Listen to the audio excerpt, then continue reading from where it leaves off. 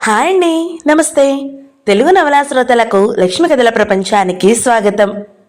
ఎద్దలపూడి సులోచనారాణి గారు రచించిన అమర హృదయం అనే నవలను వింటున్నాం కదండి. ఈరోజు ఈ వీడియోలో మనం పార్ట్ 9 వినేద్దామండి. అమరా ఫణి బొంబాయి నుంచి తిరిగి వచ్చేసినారు. ఫణి కోసం సుజాత పెద్ద పెట్టెకొంది. అమర వద్దన్నా వినలేదు. దాని నిండా ఫణి బట్టలు, బొమ్మలు, కంప్యూటర్, చెస్ లాంటి మేధస్సుని పదును పెట్టే రకరకాల వస్తువులున్నాయి. అది వాడి ప్రత్యేక లోకమైంది. మాటి మాటికి ఏ పని చేస్తున్నా పని వదిలేసి పరిగెత్తుకు వచ్చి ఆ పెట్టె తెరిచి అందులో ఉన్న వస్తువులు చూసుకుంటాడు, ఆనందపడతాడు. ఉత్సాహంగా అమ్మనకో నాన్నమ్మనో పిలిచి ఆ వస్తువుల ప్రత్యేకత గురించి, అపురూపమైన సంగతులను వర్ణించి ఎదుటివారు వింటున్నారా లేదా అని కూడా గమనించకుండా చెప్పేస్తాడు. అమర బొంబాయి నుంచి వచ్చేటప్పటి నుంచి చాలా సీరియస్గా ఉంది. ఫణి విషయం కొరకరాని సమస్యగా పరిణామం చెందబోతుందని బాగా అర్థమైంది. అది మొక్కలోనే తుంచకపోతే తను వంచలేనంత మానుగా ఎదిగి తనకి అందకుండా పోతుందని స్పష్టంగా తెలిసిందే. ఫణి బొంబాయి నుంచి రాగానే పాలు తేవడానికి వెళ్ళమంటే వెళ్ళనని విసుక్కున్నాడు, నసిగాడు, ఏడ్చాడు, కాళ్ళు బాదుకున్నాడు. నోరు మూసుకుని వెళ్ళు కఠినంగా అంది అమర. ఏదో ఊరి నుంచి వచ్చాడుగా, కాస్త మానం చేస్తున్నాడు, కసరకుండా చెప్పవే అమరా అంది దుర్గమ్మ. అత్తయ్య, నేనేం చేస్తున్నానో నాకు బాగా తెలుసు, మీరు మధ్యలో కల్పించుకోవద్దు అంది నిర్మోహమాటంగా. వచ్చిన 4వ రోజున సుజాత, రాజా ఇద్దరూ వచ్చారు. అమరా, పిల్లల ఎగ్జిబిషన్ ఉంది, వెళ్దాం, వస్తావా అంది. రాను సుజా అంది అమర సూటిగా, ఖచ్చితంగా. అమర జవాబు చెప్పిన ఆ తీరుకి సుజాత తెల్లబోయినట్టు చూసింది. ఫణి, రాజా పెట్టె తెరిచి బొమ్మలు చూసుకుంటూ కబుర్లు చెప్పుకుంటున్నారు. అమర సుజాతకు చెప్పింది, ఇప్పుడే కాదు ఇంకెప్పుడు రాను, నువ్వు అడగవద్దు. అంతేకాదు, దయవుంచి నన్ను రమ్మని గాని ఫణిని పంపించమని గాని నువ్వు అస్సలు కబురు చెయ్యొద్దు. నువ్వు కూడా మా ఇంటికి రావద్దు. అమరా, సుజాత ఆశ్చర్యంగా మంచం మీద నుంచి లేచింది. సుజా, నీ స్నేహాన్ని, నీ ఆత్మీయతని నేను కాదని అనడం లేదు. జాగ్రత్త పడుతున్నాను. మా పరిస్థితులు బాగాలేవు. నువ్వు మంచి మనసుతో నన్ను ఆదుకోవాలని ఎంతో తాపత్రయపడుతున్నావో నాకు బాగా అర్థమైంది. కానీ సుజా, మాది దరిద్రమే. ఈ దరిద్రంలో నుంచి అదృష్టం బాగుంటే బయటపడతాము, లేకపోతే ఆనందంగా అనుభవిస్తాను. సుజా, నిర్మోహమాటంగా చెబుతున్నాను. అమర చేతులు జోడించింది. ఫణిని మాత్రం నేను ఎవరితోనూ షేర్ చేసుకోలేను. చివరికి ఆప్తమిత్రురాలువైనా నీతో అయినా సరే. ఈ ప్రపంచంలో నాకున్నది వాడు ఒకే ఒక వ్యక్తి. వాడిని ఎవ్వరికీ నేను ఇవ్వలేను. సుజాత ముఖం ఎర్రబడింది. బాగా ఆవేశం వచ్చింది. నీకేమైనా పిచ్చా? ఫణిని నీకు దూరం చేయడమా? వాడి చదువు, జీవితం సుఖంగా గడవాలని తాపత్రయపడుతున్నానే తప్ప, వద్దు, మా గురించి నువ్వు ఏ తాపత్రయం పడవద్దు. మా గురించి మర్చిపో ప్లీజ్. నువ్వు ఈ విషయంలో ఏమి అనుకున్నా నేను లెక్క చేయను. అమర కఠినంగా, గట్టిగా, ఖచ్చితంగా, నిర్మోహమాటంగా అనేసింది. నువ్వు నన్ను ఎందుకింత అవమానం చేస్తున్నావు? సుజాత కూడా గట్టిగా అడిగింది. ఫణిని దక్కించుకోవాలంటే ఇంతకంటే గత్యంతరం లేదు. ఈ క్షణం నుంచి నువ్వు మా ఇంటికి రావద్దు. షటప్ అరిచింది సుజాత. అమర జవాబు చెప్పలేదు. బొమ్మలు చూస్తూ నవ్వుతూ కబుర్లు చెప్పుకుంటున్న ఫణి, రాజా ఇద్దరు వీళ్ల కేకలకి ఆట మారేసి బిత్తరపోయినట్టు చూస్తున్నారు. మంచంలో పడుకున్న దుర్గమ్మ లేచి కూర్చుంది. అమరా, నువ్వేం మాట్లాడుతున్నావో, ఎవరితో మాట్లాడుతున్నావో తెలుసా? నువ్వు నోరు మూసుకో అత్తయ్య. రాజా గబాల లేచి వచ్చి తల్లి నడుం చుట్టూ చేతులు వేసి అమర వైపే తల తిప్పి చూస్తున్నాడు. అమరా, నువ్విలా అవమానిస్తావని నేను కల్లో కూడా అనుకోలేదే. నీ మనసు ఇంత చిన్నదని, నన్ను ఇలా అపార్థం చేసుకుంటావని అనుకోలేదే. నేను గతిలేక పిల్లలు కరువై మీ ఇంటికి వచ్చాననుకుంటున్నావా?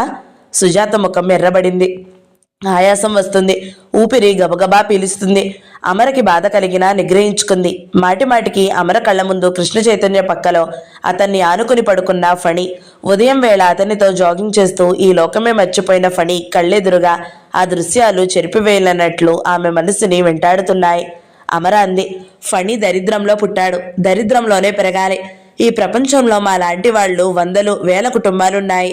మా దరిద్రం తీరాలన్నా నీ గొప్ప మనసుకి నా కృతజ్ఞతలు. అమర మాటలు ఇక వెళ్ళిరా అన్నట్టు గుడ్ బై చెబుతున్నట్లుగా ఉన్నాయి. సుజాత ముఖం చూసి రాజా భయపడిపోయాడు. మమ్మీ, ఇంటికి వెళ్ళిపోదాంరా. రా మమ్మీ భయంగా, ఆదురతగా ఏడ్చేశాడు. ఫణి వచ్చి సుజాత చేయి గట్టిగా పట్టుకున్నాడు. అమరతో, ఆంటీని ఎందుకంటున్నావు అన్నాడు కోపంగా. అమర ఈడ్చి ఫణి చెంప మీద బలంగా కొట్టింది. ఆ దెబ్బ తనకే తగిలినట్లుగా అయ్యింది సుజాతకి. పసివాడి మీద ఎందుకు అక్కసు తీర్చుకుంటావు? నన్ను కొట్టలేక వాడిని కొట్టావు నువ్వు. సుజాత రాజాని తీసుకుని గిరుక్కుని తిరిగి వెళ్ళిపోయింది. క్షణంలో కారు వెళ్ళిపోయిన శబ్దం అయింది. నువ్వు చెడ్డదానివి, రాక్షసివి, దెయ్యానివి. ఆంటీ నాకు ఇన్ని బొమ్మలు ఇచ్చింది, నువ్వేమో కొట్టావు. ఫణి బిగ్గరగా అరుస్తూ ఏడుస్తూ బయటికి వెళ్ళిపోయాడు. అమర మంచం మీద కూలబడింది. బొంబాయి నుంచి వచ్చినప్పటి నుంచి మరిగిపోతున్న రక్తం ఇప్పుడు చల్లబడి శాంతించింది. తను కోరుకున్నది జరిగింది. సుజాత బాధపడినా పర్వాలేదు. ఫణి వాళ్ళకి ఎంత న్యూసెన్స్గా మారుతున్నాడో సుజాతకి అర్థం కావడం లేదు. ఆ విషయం తనకి తెలుస్తోంది. భగవంతుడు మొహాన రాసిన గీతని చెరిపివేసే కొత్త గీత రాయమని సుజాత ప్రయత్నం చేస్తుంది. అది జరగదని తనకి తెలుసు. అందుకే సుజాతతో సంబంధం నిర్దయగా, నిరాపేక్షగా, మనోవిహీనముగా అనుబంధాన్ని కత్తిరించి పారేసింది. అమరకి తెలుసు తను సరైన పనే చేశాను అని. అందులో పశ్చాత్తాపం లేదు, దుఃఖం లేదు. కానీ ఒక మహాభయంకరమైన ఒంటరితనం ఉంది.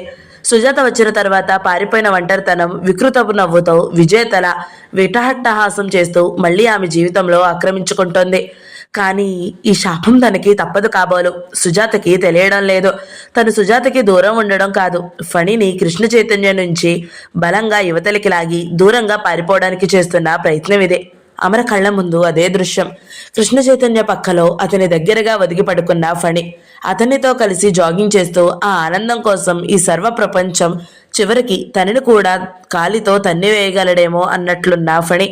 అమరకి సుజాత గుర్తుకు వస్తే గుండెలు పిండినట్లవుతుంది. ఇంటికి వెళ్లేంత వరకు సరిగ్గా ఉందా, లేక దోవలోనే కారులోనే సుస్థి పడిందా, నొప్పితో గిలగిలలాడుతుందా? అమర మునిపంటితో పెదవి నొక్కి పట్టింది. వాడెక్కడికి వెళ్ళాడో చూడవే అమరా, అంది దుర్గమ్మ. ఫణి ఇంట్లో నుంచి వెళితే వచ్చే వరకు ఆవిడ ప్రాణం కొట్టుకుంటుంది. నీవు డాక్టర్కైనా చూపించుకో, ఈ మధ్య మరీ ఒళ్ళు తెలియనట్లుగా మాట్లాడిస్తున్నావు, అంది ఆవిడ సొనుగుతున్నట్లుగా. అమర ఫణిని వెతకడం కోసం లేచింది. అమర అనుకున్నట్లుగా ఫణి ఆంజనేయ స్వామి దేవాలయంలో ఏడుస్తూ కూర్చుని లేడు. అమర పిండిమర దగ్గర వెతికింది. పక్కింటి పిన్నిగారింట్లో చూసింది. విశాలమ్మ గారిని అడిగింది. ఎక్కడా లేడు. చీకటి పడింది. రాత్రి 9 గంటలు కావస్తుంది. అమర బోసు ఇల్లు వెతుక్కుంటూ వచ్చింది. బోసు, ఫణి వచ్చాడా? రాలేదమ్మా అన్నాడు. మధ్యాహ్నం అనగా ఇంట్లో నుంచి వెళ్ళాడు, ఇంటికి రాలేదు. నాకు కనిపించలేదమ్మా అన్నాడు. అమరా బోసు ఇద్దరూ కలిసి వెతికారు. ఫణి జాడలేదు. దుర్గమ్మకి ఏడుపు వచ్చేసింది. నేను మొత్తుకుంటూనే ఉన్నాను. ఎక్కడికి వెళ్ళిపోయాడో బిడ్డా అంది.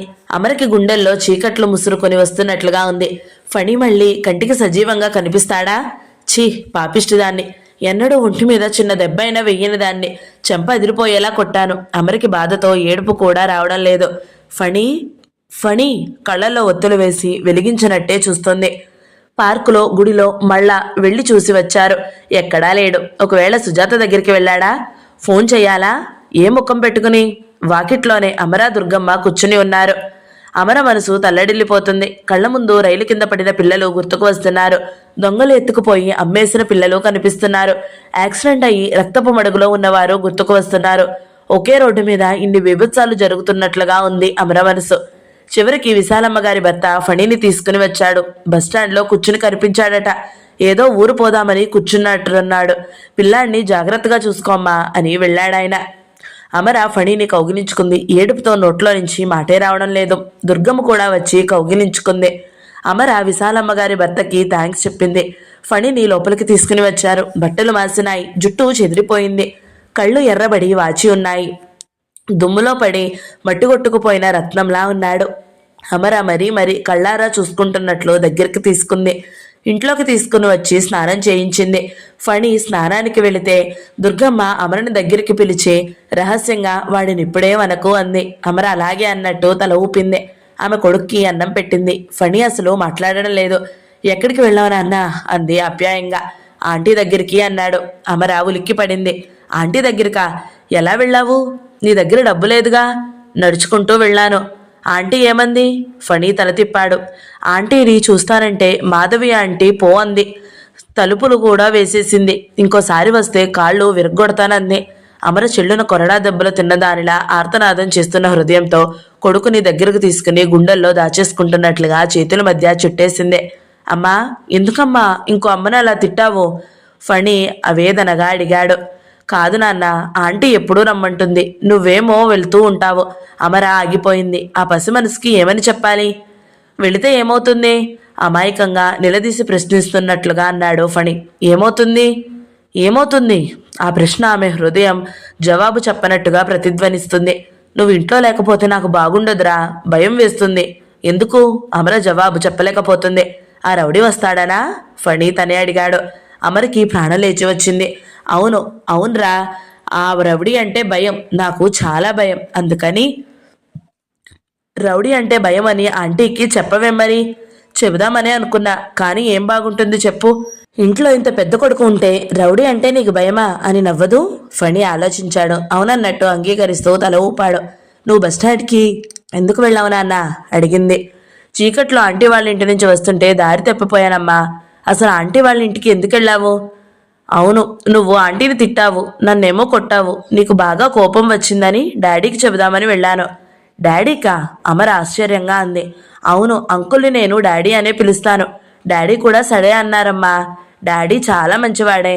మెడ చుట్టూ చేతులు వేయబోతుంటే అమర కంపరంగా విదిలించింది. ఫణి ఆ చర్యని అంతగా గమనించకుండా తన ధోరణిలో చెప్పుకుపోతున్నాడు. మరేమో ఆంటీని చూద్దామని వెళ్ళాను. కాలింగ్ బెల్ కొడితే మధు ఆంటీ తలుపులు తీసింది. డాడీ కావాలి అన్నాను. ఏ డాడీ అంది.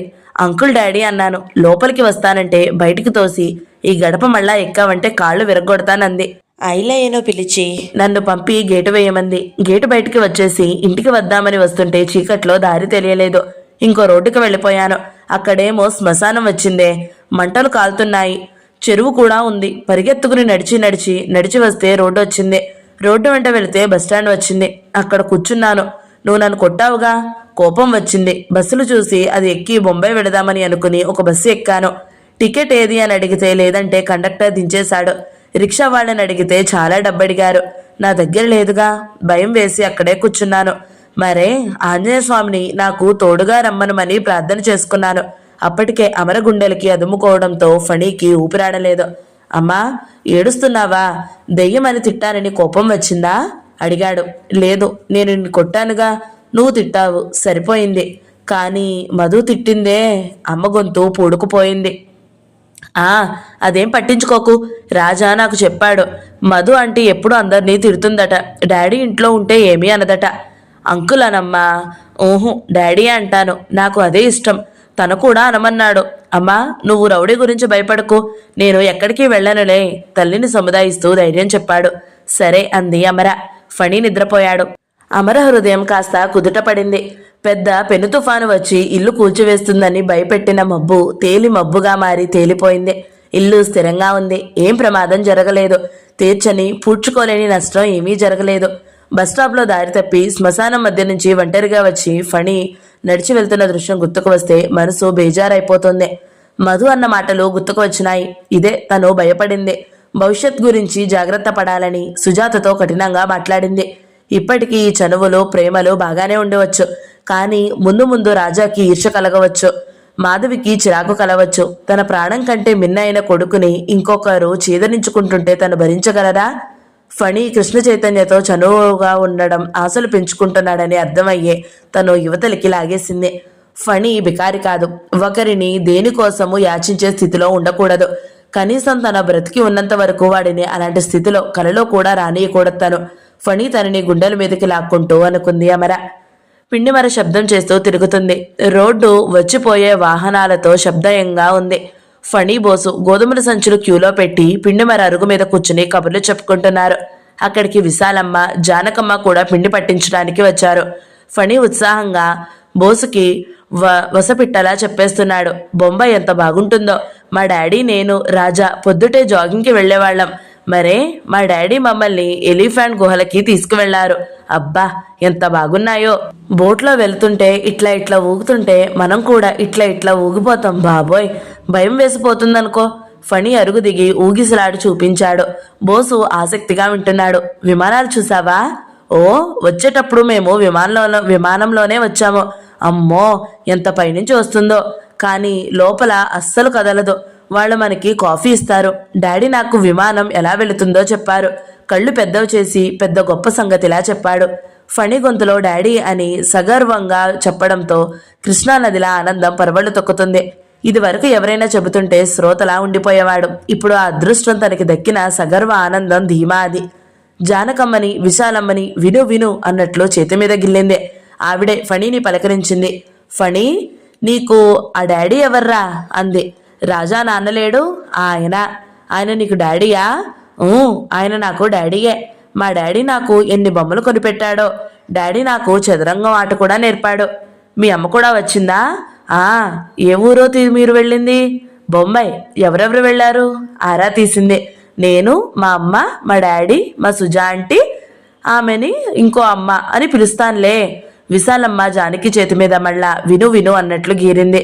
మా రాజా, ఆవిడని నువ్వు ఇంకో అమ్మ అంటావా? విశాలమ్మ దీర్ఘం తీస్తూ బుగ్గన చెయ్యి ఆనించుకుని అడిగింది. ఎవరనమన్నారు నిన్ను? మా ఆంటీనే చెప్పింది. నేను తనకి రాజాలా ఇంకో కొడుకునట. విశాలమ్మ నోటు మీద సోద్యంగా చేయి వేసుకుంది. ఫణి, బోస్ రండి, గోధుమలు పోస్తున్నారు. మిషన్ శబ్దం నుంచి మిషన్ మ్యాన్ అరిచాడు. వస్తున్నా. ఫణి పరిగెత్తాడు. బోస్ కూడా వెంట వెళ్ళాడు. చాలా ఉందన్నమాట గ్రంథం అంది జానకమ్మ. అమర నాతో విజయవాడ వెళ్తానని చెప్పింది అంది. లేకపోతే ఆయనతో వెళ్తున్నానని అంటుందా? ఇలాంటివి దాచినా దాగవమ్మా. ఈ పిల్లాడు కూడా చూడు ఎలా సిగ్గులేక మొరమరలాడుతున్నాడో. ఆ డ్రైవర్ ఎప్పుడు పళ్ళు క్యారేజీలు ఈ ఇంటికి మోస్తూనే ఉంటాడు. నాకప్పుడే అనుమానం వేసింది. అమర మా స్నేహితురాలు అందగాని. అవుననుకో, అలా అనుకున్నా. ఆ సుజాత ఈ అమర వెంటపడి తిరుగుతుంది.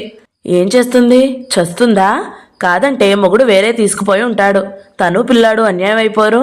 అది నిజమే. వాడెంత గొప్పగా బాహాటంగా భయం లేకుండా మా డాడీ అంటూ చెబుతున్నాడో. పిల్లలకేం తెలుస్తుంది పాపం. కానీ ఆయన గారు ఇక్కడకు ఎప్పుడూ రావడం నేను చూడనే లేదే. అదే ఈ గొప్పవాళ్ళ నాటకం. అంతా మర్యాద వంక పెట్టడానికి లేనట్టుగా ఈవిడ గారు మొన్న వాళ్ళ ఇంటికి 4 రోజులుండి రాలేదు. పక్కింటామె అత్తగారిని చూడలేదు. పెద్ద పిల్లాడి చేత పాల ప్యాకెట్లు ఇప్పించి బ్రతుకుతున్నామని నాటకం. నిజమే సుమా. మళ్ళా బొంబాయి ప్రయాణం ఏదో ఏడుసార్లే. మనకెందుకులే, కాస్త మన కబుర్లకి పిలువమ్మా అంటే ఆవిడని పిలవదా? ముందు అమరకే ఇష్టం లేదనుకుంటాను. కాస్త మన క్లబ్కి పిలువమ్మా అంటే ఆవిడని పిలవదా? ముందు అమరకే ఇష్టం లేదనుకుంటా. అయ్యుండొచ్చు. అందులో నువ్వు 5,000 ఇవ్వమంటివి. 5,000? విశాలమ్మ కళ్ళెర్ర చేసింది. కనుబొమ్మలు ఎగరేస్తూ ఇప్పుడు 15,000 ఇప్పించమని అడుగుతా.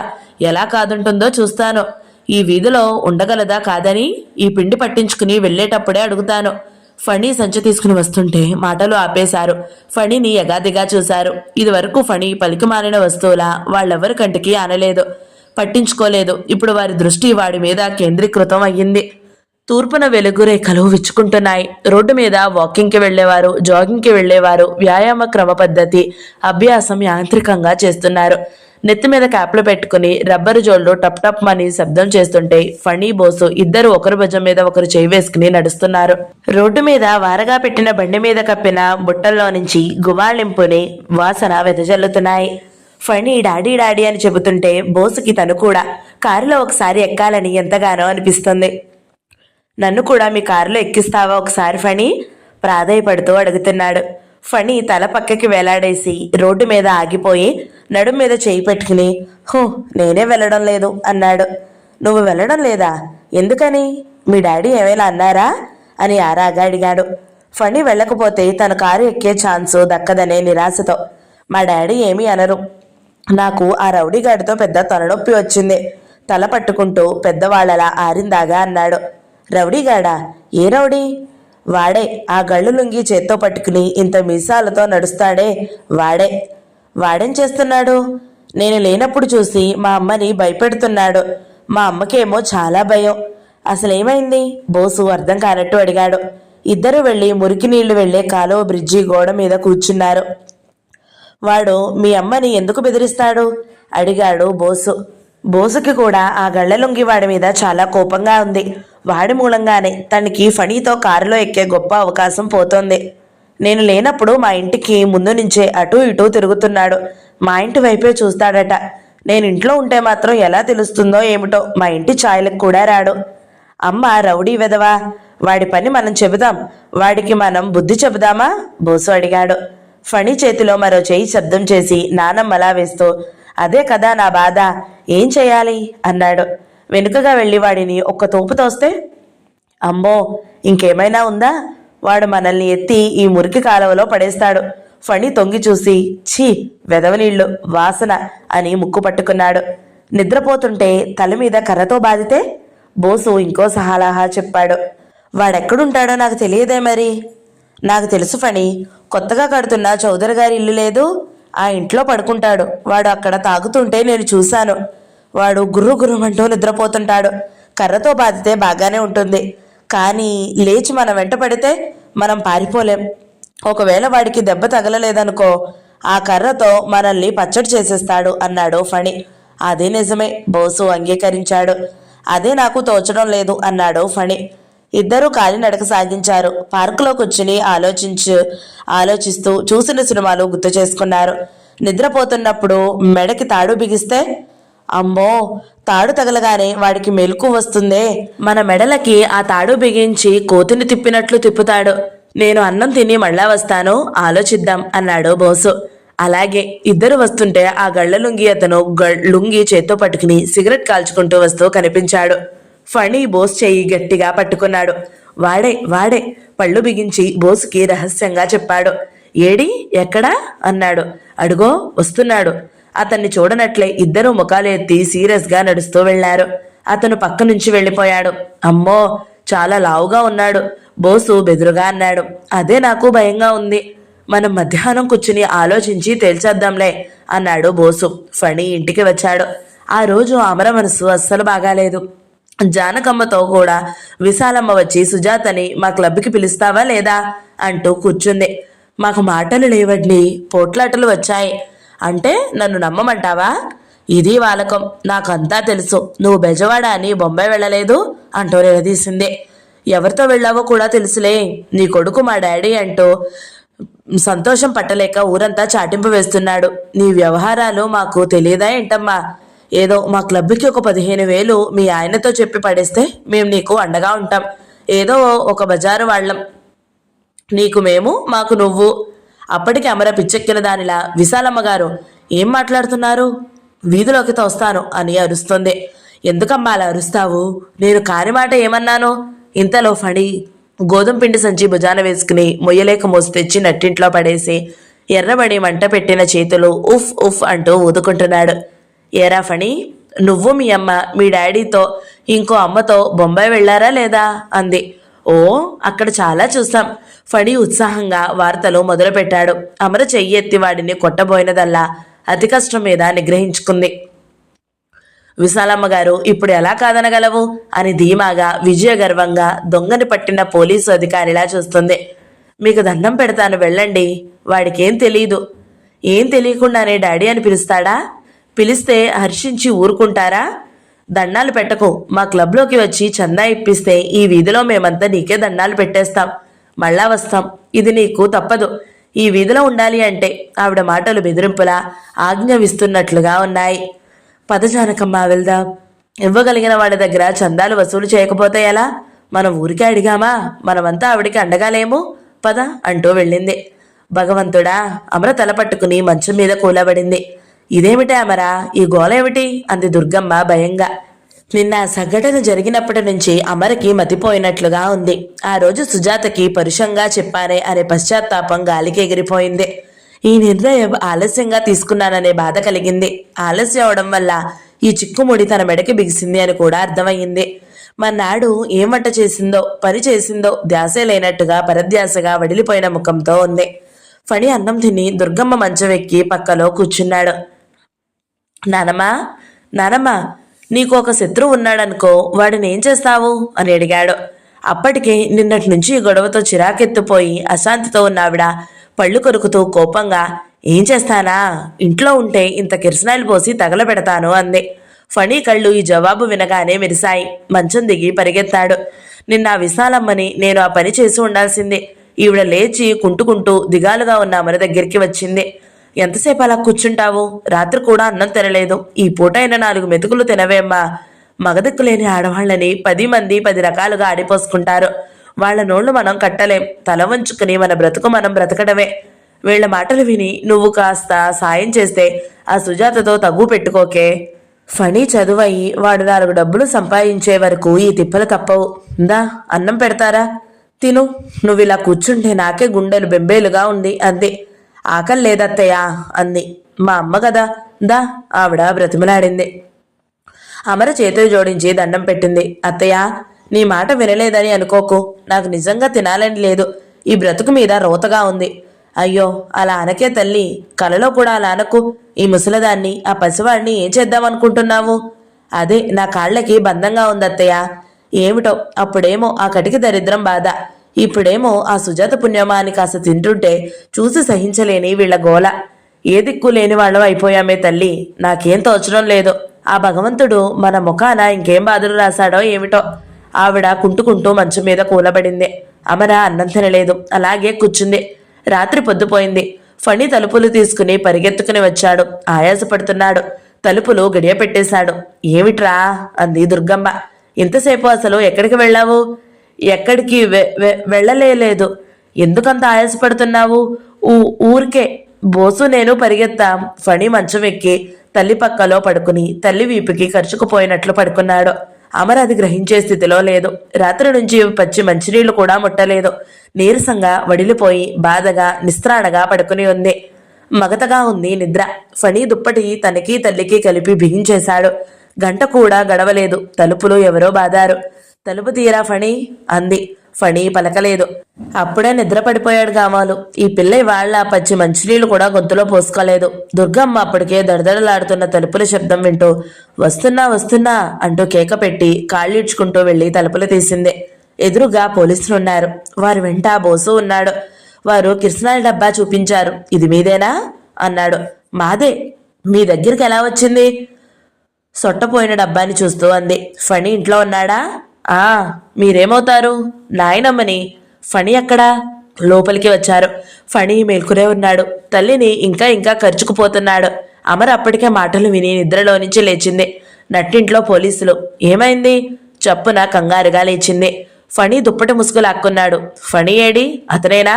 మంచం వైపు చూపిస్తూ అడిగాడు. అవును, మీరేమవుతారు? తల్లిని. అతను వచ్చి ముసుగులాగేశాడు. మంచం మీద మూటలా ముడుచుకుపోతున్న దుప్పటి అది పూర్తిగా రాలేదు. అతను అమరతో మీ అబ్బాయి బోసు కలిసి ఈ వీధిలో చౌదరి గారి సింహాద్రి అనే కాపలా అతన్ని నిద్రపోతుంటే కిరసనాయిలు పోసి నిప్పంటించారు. మీ కొడుకు పారిపోయాడు. బోసు దొరికాడు మాకు. ఇతన్ని తీసుకువెళ్తున్నామన్నారు అంటూనే దుప్పటి లాగి అవతల పారేశాడు. ఫణి దుప్పటి వదలలేదు. దుప్పటి బలంగా తాకడంతో సాగి మంచం మీద నుంచి కింద పడ్డాడు. పోలీసు అధికారి బలవంతంగా లాగాల్సి వచ్చింది. దుప్పటి లాగేసరికి ఫణి నేల మీద పడిన వాడల్లా లేచి కూర్చున్నాడు. ఒళ్లంతా చెమటలు దిగగారుతున్నాయి. మనిషి నిలువన గజగజా వణికిపోతున్నాడు. అమర వచ్చి గబాలన పట్టుకుంది. ఫణి, ఏమిటి? కిరసనాయిలు పోసి నిప్పంటించావా? ఫణి లేడి పిల్లలా బెదురుతున్న కళ్లతో తలెత్తాడు. పోసాను అన్నట్టు అంగీకరిస్తూ తల ఊపాడు. అర్ధరాత్రి. ఆ నిశ్శబ్దంలో గాఢ నిద్రలో ఉన్న కృష్ణ చైతన్యకి ఫోన్ గనగడా మోగటంతో మెలకు వచ్చింది. కళ్ళు విప్పకుండానే చేయి చాచి ఫోన్ తీసుకుని హలో అన్నాడు. హలో. అవతల నుంచి స్పష్టత తెలియని గొంతు వినిపించింది. ఎస్. రాంగ్ నెంబరేమోనని పెట్టేయడానికి సిద్ధమవుతున్నట్టు విసుగ్గా అన్నాడు. సుజాత కావాలి. నిద్రలో సమస్యలిపోవడానికి సిద్ధమవుతున్న కళ్ళని అతను అయిష్టంగా తెరిచాడు. ఎవరు మాట్లాడుతున్నారు? ఈ టైంలో సుజాతని పిలిచేదెవరు అన్నట్టుంది అతని కంఠం. నేను అమరని. అమరా? అవును, నేను సుజాతని అర్జెంటుగా మాట్లాడాలి. మాటికి మధ్య ఆమె శ్వాసకి ఏమైందో ఎగబీలుస్తుంది. కృష్ణ చైతన్య నిద్ర ఎగిరిపోయింది. ఏమైంది? ఎడం చెయ్యెత్తి చేతుకున్న వాచి చూసుకుంటూ అడిగాడు. టైము 2 గంటలు చూపిస్తుంది. ఫణిని పోలీసులు అరెస్ట్ చేశారు. వాట్? అతను లేచి కూర్చున్నాడు. పొట్ట మీద వేసి నిద్రపోతున్న రాజా కారుని సున్నితంగా పక్కకి తోశాడు. అమర ఏడుస్తుంది. ఒక అతని మీద ఫణి ఫ్రెండ్ ఇద్దరూ కలిసి అతను నిద్రపోతుంటే కిరసనాయిలు పోసి నిప్పంటించారు. My God! ఫణిని పోలీసులు తీసుకువెళ్లారు. నేను ఎంత బ్రతిమలాడినా వాళ్ళు వినలేదు. నేను సుజాతని లేపుతాను. మేమిప్పుడే వస్తున్నాం. కంగారు పడవద్దు. అమర కట్టలు తెంచుకుంటున్న దుఃఖం ఆపుకోవడానికి చేస్తున్న ప్రయత్నం అతనికి తెలుస్తోంది. అమరా, ఏం భయం లేదు. మేమిద్దరం వస్తున్నాంగా. 10 నిమిషాల్లో మీ ఇంటి దగ్గర ఉంటాం. నేనంతా చూసుకుంటాను. ఈ ఫణికి ఏమీ అవ్వదు. మీరు వరి అవ్వద్దు. అతని మాటలకి అమరకి ఆపుకోలేని ఏడుపే అయ్యింది. ఓకే. అమర నోటి నుంచి మాటే రావడం లేదు. భయపడవద్దు. మేమిద్దరం ఇప్పుడే వస్తున్నాం. అతను ఫోన్ పెట్టేశాడు. అమర ఆ అర్ధరాత్రి వేళ నడి బజారుకు పరిగెత్తుకుంటూ వచ్చి పబ్లిక్ ఫోన్ బోతు నుంచి ఫోన్ చేసి కృష్ణ చైతన్య మాటలు వింటుంటే సాక్షాత్తు ఆ దేవుడే అతని రూపంలో ధైర్యం చెప్పి మీ ఇంటికి వస్తున్నాను, భయం వద్దు అన్నట్లుగా వినిపించింది. చేతులు జోడించి కనిపించని ఆ దేవుడికి దండం పెట్టుకుంది. కాళ్ళు ఇడ్చుకుంటూ ఇంటికి వచ్చింది. అర్ధరాత్రి 2 గంటల వేళ. నిర్మానుష్యంగా ఉన్న వీధిలో నుంచి భయం అంటే ఏమిటో తెలియని దానిలా ఇంట్లో నుంచి నడుస్తూ పరిగెత్తుకుని వచ్చి సుజాతకి ఫోన్ చేసింది. ఆ వీధంతా నిద్ర లేచేసింది. అన్ని ఇళ్లల్లో లైట్లు వేసేశారు. జనం అంతా గుంపులుగా మాట్లాడుకుంటూ ఇళ్ల బయటనే నిలబడి వ్యాఖ్యానాలు చేస్తున్నారు. పోలీసులు ఎంత బ్రతిమలాడినా వినిపించుకోలేదు. అతనికి ఒళ్ళు బాగా కాలింది, హాస్పిటల్కి పంపారు అంటున్నారు. ఎవరో అమర ఇంటి ముందు పోలీస్ జీప్ ఆగేసరికి పక్కింటావిడ, ఆ పక్కింటావిడ అలా అందరూ నిద్రలేచేశారు. కాపలా కాసే సింహాద్రిని ఫణి బోసు నిద్రపోతుండగా ఒళ్లంతా కిరసనాయిల్ పోసి నిప్పు పుల్ల గీసి అతని మీద పడేస్తే అతను చేసిన ఆహాకారాలకి పెడబొబ్బులకి సగం మంది అటువైపు వీధి వాళ్ళు లేచారు. ఇంతలో అమర ఇంటి దగ్గర పోలీస్ జీప్. పోలీసులు ఫణిని ఈడ్చుకు వెళ్లి జీప్లో తోస్తున్నారు. ఫణి తల్లిని పట్టుకుని సాగి ఓ పట్టాన రాలేదు. నేను రేపొద్దున్నే తీసుకొస్తానండి, మేమెక్కడికి పారిపోమండి అమర అర్థించింది. అవతలికి నడువమ్మా. అవతల ఒళ్ళు కాలి అతను హాస్పిటల్లో ఉన్నాడు. నేరం చేశానని నీ కొడుకే ఒప్పుకున్నాడు కదా, వాణ్ణి చూస్తేంటేనే తెలుస్తుంది. జీప్ వెళ్ళిపోయింది. అమరని ఇరుగు పొరుగు చుట్టేశారు. ఏమైంది, అసలేమైంది అంటూ వీధి అంతా అమర ఇంట్లో జొరబడినట్టు కిక్కిరిసిపోయింది. అందరూ రకరకాల వ్యాఖ్యానాలు ఇచ్చేస్తున్నారు. అమ్మో, కిరసనాయిల్ పోసి తగలబెట్టడమే, వేరేడంత లేడు వెధవలు. ఒక ఆవిడ గుండెలు బాదుకుంటుంది. దరిద్రం కదా, ఎవరైనా బాగా డబ్బులు ఇస్తానన్నారేమో అన్నాడు ఒక ఆయన. అయినా అసలు పాపం ఆ సింహాద్రి మనిషిని అలా భీకరంగా ఉంటాడు కానీ చాలా మెతక మనిషి అంది జానకమ్మ. అమర ఏడుస్తుంది. ఓదార్పు మాటలు చెప్పిన వారే లేరు. దుర్గమ్మ ఏడుస్తూ అమర దగ్గరకు వచ్చి రెక్కపట్టి లేవదీస్తూ, అమరా వెళ్ళి సుజాతకి ఫోన్ చేయి, బిడ్డని తగ్గించుకోవాలంటే సుజాత వల్లే అవుతుంది అంది. అత్తయ్య, అమర బావురమంది. మాట వచ్చిందని రోషపడే సమయం కాదు ఇది. ఆయన ఒక్కడే మనల్ని రక్షించగలడు. ఫోన్ చేయి. ముందులే, అలా కూర్చోకు. తర్వాత ఇద్దరం కలిసి కడుపు తీరా ఏడుద్దాం. ముందు లేవాలి నువ్వు. వాళ్ళేమనుకుంటున్నారో ఆ రోజు అలా అన్నానత్తయ్య అమరా బేలగా అంది. ఏం పర్వాలేదు, వాళ్ళు తిట్టినా కొట్టినా పడాల్సిన సమయం. నువ్వు నోరు విడిచి అడిగితే సాయం చేయకుండా ఉండరు. ఫణిని పోలీసులు తీసుకెళ్లారు అంటే ఆయన ఊరుకోడు. అందరూ ముఖాలు చూసుకోసాగారు. అమర లేచింది. టెలిఫోన్ బూత్ దగ్గరికి పరిగెత్తుతూ తిరిగి వస్తుంటే ఫణి పోలీస్ స్టేషన్లో ఒంటరిగా. నన్ను కూడా రానియండి అంటే వారు వినలేదు, రానియలేదు. అమర ఇంటికి వచ్చింది. ఏమన్నారే, పలికారా? ఆయన ఉన్నారా ఇంట్లో? అమర తల ఊపింది. ఏమన్నారు? చెప్పు. వస్తామన్నారత్తయ్య. వస్తామన్నారు కదా. ఓ దేవుడా, నీ కోటి దండాలాయరా. దిక్కులేని వాళ్ళకి నువ్వే దిక్కు. అందరూ రకరకాలుగా మాట్లాడుతూ ఊహాగానాలు చేస్తూ ఇళ్ల బయటే ఉన్నారు. వాళ్ళందరినీ తప్పించుకుంటూ కృష్ణ చైతన్య పొడుగాటి కారు వచ్చింది. అతనే డ్రైవ్ చేస్తున్నాడు. పక్కన సుజాత ఉంది. కారు ఆగింది. ముందుగా సుజాత కారులో నుంచి దిగి పరిగెత్తుకుని ఇంట్లోకి వచ్చింది. అమర కింద మంచానికి ఆనుకుని కూర్చుని ఉంది. అమరా, సుజాత దగ్గరికి వచ్చింది. సుజా, అమర బావురమంది. కృష్ణ చైతన్య కారు దిగి డోర్ వేసి వస్తుంటే కొన్ని జతల కళ్ళు అతన్ని బాగా చూడాలని ముందుకి మూగి ఎగబడి చూస్తున్నారు. ఇతనేనా అనుకుంటా, కారులో వచ్చాడుగా. ఈ కారే ఎప్పుడూ వస్తుంది. బాగానే ఉన్నాడు. ఆ భార్య కంటే ఈవిడగారే మంచి జోడీగా ఉంది. కృష్ణ చైతన్య చెవుల్లో ఈ మాటలన్నీ పడ్డాయి. అతను అవేం వినిపించని వాడిలా ఏమాత్రం తడబాటు లేకుండా హుందాగా ఇంట్లోకి వచ్చాడు. అమర లేచి నిలబడింది. ఆమె కళ్ళు, ముఖం మంకెన పువ్వుల్లా ఎర్రగా ఉన్నాయి. అమర చేతులు జోడించింది. ఒక్కసారిగా బావురమంది. సుజాత అమరని దగ్గరికి తీసుకుంది. అతను భార్యతో అన్నాడు, సుజా, నేనిప్పుడే వెళ్ళి కనుక్కొని వస్తాను. ఈ సర్కిల్ పోలీస్ స్టేషన్లో ఎస్పీ నాకు తెలుసు అని వెనక్కి వచ్చి బయటికి వచ్చాడు. వాకిలి నిండా జనం మూగిపోయారు. కృష్ణ చైతన్యని విపరీతంగా నకసక పర్యంతం పరీక్ష చేస్తున్నారు. అతను ఎప్పుడూ ఇంత ఇబ్బందికి గురి అవ్వలేదు. కారులో కూర్చుని స్టార్ట్ చేశారు. కారు రయ్యిన అక్కడి నుంచి వెళ్ళిపోయింది. దుర్గమ్మ తనే నోరు చేసుకుంది. ఏమిటలా మూగారు? ఇక్కడ కూతులేమైనా ఆడుతున్నాయా? పసిపిల్లాడు, ఎందుకో తెలియక చేశాడు. ఇళ్లల్లో మీకెవరికి కష్టాలు రావా? ఆదుకోవడానికి బంధువులు లేరే పోండి. ఏమిటా గద్దల్లా చూపులు? ఓహో, ముసలావిడికి బాగా టోపీ వేశారులాగుంది. డబ్బుకి గడ్డి తరని మనిషి ఉన్నారా ఈ రోజుల్లో? వాళ్ళు వెళ్లే వరకు దుర్గమ్మ ఊరుకోలేదు. లోపల మంచం మీద అమర సుజాత వడిలో ముఖం దాచుకుని ఏడుస్తుంది. సుజా, నిన్ను అవమానం చేశాను కదూ, అందుకే భగవంతుడు నాకు ఈ శిక్ష వేశాడు. చూసావా, నేను పరిగెత్తుకుంటూ వచ్చి పిలిచాను. ఛీ, ఏం మాటలు అమరా, అవి నేనేం పట్టించుకోలేదు. ఈయనతో అంటే అలా అంది అని నువ్వు బాధపడకు, కారణం ఏదో ఉండి ఉంటుంది, తనకేం బాధేసిందో అన్నారు. నాకు అదే నిజమనిపించింది. రాజా మధుకి చెప్పడం వల్ల తెలిసింది. నేను చెప్పేదాన్ని కాదు. ఈ వారం రోజుల అనంతరం సుజాత, అమర, కృష్ణ చైతన్య ముగ్గురు కృష్ణ చైతన్య గారి డైనింగ్ హాల్లో డైనింగ్ టేబుల్ దగ్గర కూర్చున్నారు. ఈ రోజు ముగ్గురు మొహాలు తేటగా ఉన్నాయి. ఫణి, రాజా లాన్లో ఉయ్యాలు ఊగుతూ సంతోషంగా ఆడుకుంటున్నారు. అమ్మయ్య, దేవుడి దయ వల్ల ఆ సింహాద్రి వళ్ళు ఎక్కువగా కాలకపోవడం వల్ల మనం ఈ ప్రమాదం నుండి రక్షించబడ్డాం అంది సుజాత. అమరా, మీరు చాలా పొరపాటు చేశారు. ఫణిని ఈ ఇంటికి రానియకూడదు అనే ఆత్రంలో పాపం ఆ సింహాద్రిని రౌడీగా సృష్టించి చెప్పేశారు. ఫణి తప్పేం లేదు.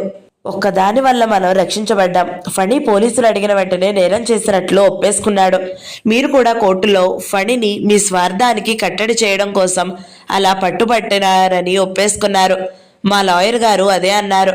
పాపం సింహాద్రి పిల్లల్ని తప్పు పట్టకుండా వదిలేయబట్టి కేసు చాలా సులభంగా కొట్టేయడం అయ్యింది. మనం పెద్దవాళ్ళం, మన స్వార్థాలకేదో పిల్లలకి చెప్పేస్తాం.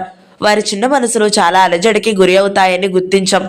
మీరు అన్న చిన్న మాట ఫణిని ఎంత అఘాయిత్యం వైపు నెట్టిందో చూడండి. అమరా మాట్లాడలేదు, తలదించుకుంది. ఆ రోజు రాత్రి తను ఫోన్ చేయగానే వచ్చిన కృష్ణ చైతన్య సుజాతని తన దగ్గర వదిలి వెళ్ళి అరగంటలో ఫణిని వెంటబెట్టుకుని తీసుకుని వచ్చేశాడు. కృష్ణ చైతన్య చేయి పట్టుకుని వచ్చిన ఫణి పరిగెత్తుకుంటూ వచ్చి తల్లిని గట్టిగా కౌగిలించుకున్నాడు. ఫణి చాలా బెదిరిపోయాడని తెలుస్తూనే ఉంది. ఆ రోజు రాత్రి సింహాద్రి నిద్రపోతుండగా ఒంటి మీద వాలజన్లు పడిందని నిద్రలో నుంచి లేచేసరికి లుంగి షట్టు అంటుకుని మండుతున్నాయి. ఓ అంటూ కేకలు పెట్టిన అతను భయంతో గబాల్న వెళ్ళి అక్కడ ఇల్లు కట్టడానికి ఏర్పరిచిన నీళ్ళ హౌస్లోకి మండుతున్న బట్టలతో ఉరికేశాడు. అప్పటికే అతని పొట్ట, కాళ్ళు, వెన్నో కాలినాయి. జనం వచ్చారు. అతన్ని హాస్పిటల్లో చేర్పించారు. పరిగెత్తిన బోసును సింహాద్రి గుర్తుపట్టి పేరు చెప్పాడు. పోలీసులు బోసును పట్టుకుని వీపు మీద 2 అంటిస్తే ఫణి పేరు చెప్పాడు. వాళ్ళు ఫణిని లాక్కుపోయారు. కోర్టులో కేసు అయింది. కృష్ణ చైతన్య వాళ్ళ లాయర్ గారికే అప్పచెప్పాడు. అమర తను చేసిన తప్పు చెప్పేసింది. సింహాద్రి అమరకి దండం పెడుతూ, ఏంటమ్మగారు ఇలా చేశారా? ఊరిలో నా ఇంటిది పిల్లలు ఉన్నారా? మీరే కదండి ఊరికి ఉత్తరాలు రాసి పెట్టేవారు. చిచ్చి, మీరు తల్లి లాంటివారు. నా మీద అలాంటి నింద ఎలా వేశారండి అంటూ మొత్తుకున్నాడు. సింహాద్రి కేసు విరమించుకున్నాడు. అతను మంచివాడే. మీరంటే గౌరవం ఉంది కాబట్టే కేసు విరమించుకున్నాడు. ఇంకొకరైతే ఈ రూపంగా మన దగ్గర బాగా డబ్బు లాగేవాళ్ళు అన్నాడు కృష్ణ చైతన్య. ఫణి సింహాద్రి మీద ఎందుకు కిరసనాయిల్ పోసి నిప్పు గీశాడో ఎవరికి అసలు కారణం తెలియక హైరాణ పడి ఎవరికి తోచిన కారణాలు వారు చెప్పేస్తున్నారు. అమరా, నీ భయం నాకు అర్థమైంది. నీకు డబ్బు సాయం చేసి నిన్ను కించపరిచారని మాకు లేదు. సుజాత భర్త వైపు చూసింది. అవునా కృష్ణ అంది. అతను అవునన్నట్లు తల ఊపాడు. అమరా, నువ్వెలాగూ 2 పసిపిల్లల్ని చూస్తున్నావు. ఇంకో 7-8 మందిని ఎందుకు తీసుకోకూడదు చెప్పు? నువ్వు ఒక క్రేష్ పెట్టుకో అమరా. నీ సొంత సంపాదన నీకుంటుంది. మాకు తెలిసిన వాళ్ళు చాలా మంది ఉన్నారు అంది సుజాత. క్రేష్ పెట్టేంత డబ్బు నా దగ్గర ఎక్కడుంది సుజా అంది అమర. ఈయన లోన్ ఏర్పాటు చేస్తారులే తల్లి. నువ్వు సుఖంగా సంతోషంగా ఉండాలని నా ఆరాటం. ఫణి కాస్త మా రాజాకి తోడుగా ఉంటాడు. ఇంతే నేను కోరుకునేది. అమర ఆలోచిస్తుంది. సరే అను బాబు, నన్ను చంపకు. ఏమిటా దీర్ఘాలోచన అంది సుజాత లేచి వచ్చి అమర కుర్చీ పక్కన నిలబడి భుజం మీద చేయి వేస్తూ. సరే సుజా. తలెత్తి చూసిన అమర కళ్ళతోనే అంగీకారం తెలిపింది. వీళ్ళిద్దరూ తను పిలవగానే అర్ధరాత్రి వచ్చేసి తను అవమానించిందనే ఆగ్రహం లేకుండా ఆపద్బాంధవుల్లా ఆదుకున్నారు. వాళ్ళ ద్వారా అప్పు దొరికితే తనకి సంతోషమే. అంతకంటే కోరుకునేది ఇంకేం ఉంది? తను కష్టపడడానికి ఎంతైనా సిద్ధంగా ఉంది. అవకాశమే రావాలి. ఇది తన వ్యక్తి స్వాతంత్రం వడం పెట్టకూడని విధమై ఉండాలి. లేకపోతే ఈ దరిద్రమే ఆనందం. సుజాతకి అమర మనసు తెలుసు. అందుకే భర్తని సంప్రదించింది. కృష్ణ చైతన్య ఈ సలహా ఇచ్చాడు. అమరకి కూడా నచ్చింది. అమర హృదయం 9వ భాగం సమాప్తం. ఈ వీడియో మీకు నచ్చినట్లయితే లైక్ చేయండి, షేర్ చేయండి, మంచి కమెంట్ పెట్టండి. ఎవరైనా మొదటిసారి మన ఛానల్ని చూస్తున్నట్లయితే సబ్స్క్రైబ్ చేసుకోండి. Thank you so much for watching. నమస్తే.